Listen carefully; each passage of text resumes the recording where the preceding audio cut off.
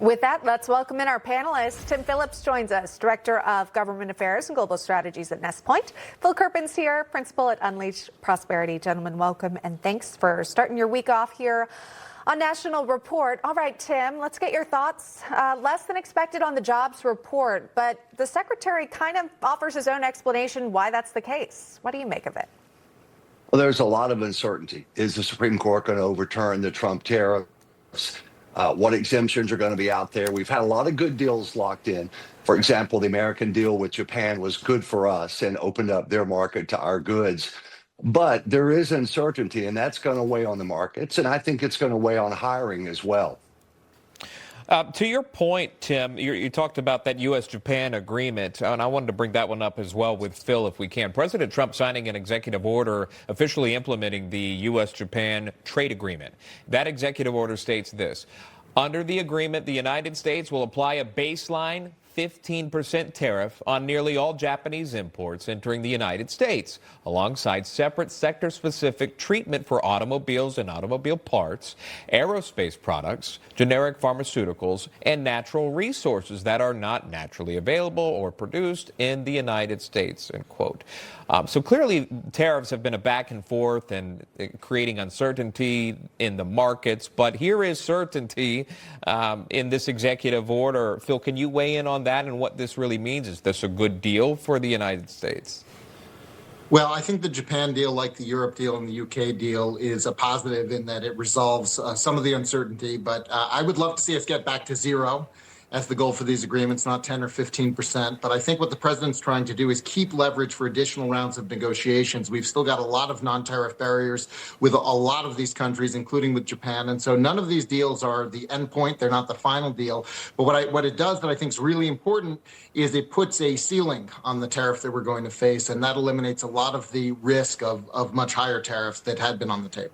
Yeah, certain companies, though, either choosing to wait to see the impact or coming out with sort of forward statements to warn customers that they might have to brace for tariffs. And that includes Dollar Tree.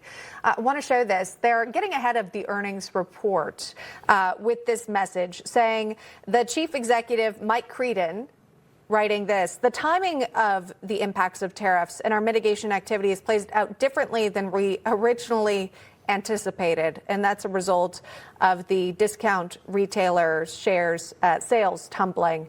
So, Tim, is this, a one-off situation here? Is this just the business? Do they import a lot from countries that could have been highly impacted by the tariffs, or what do you make of it?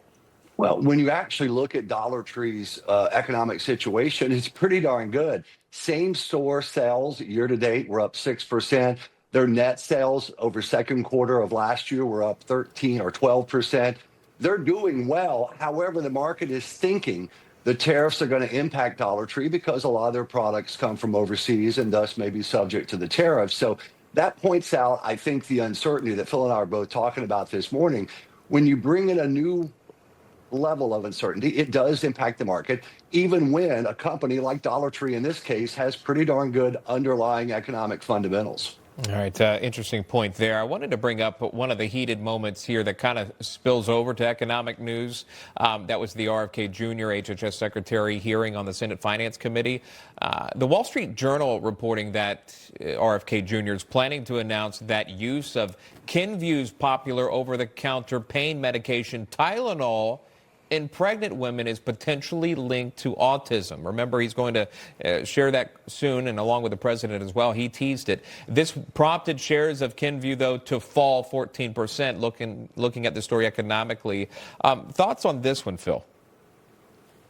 Well, I'm really interested to see what they've come up with because the published research is pretty poor on this connection. It's not very compelling from what I've been able to see, but they may have unpublished data. They may have other information. If we can actually pinpoint what's causing the rise in autism, that would be a massive breakthrough and a massive positive for everyone. But I'm a little bit skeptical just because what's in the literature on this link is pretty poor, in my opinion. So unless they have something new, I'm kind of skeptical about this as the cause. Yeah. As a pregnant woman, I'm always curious to see what new findings might come out, and of course willing to consult with my own doctor in the process. Tim Phillips and Phil Kerpen, thanks so much for joining us this morning. Appreciate it. Thank you. Thanks.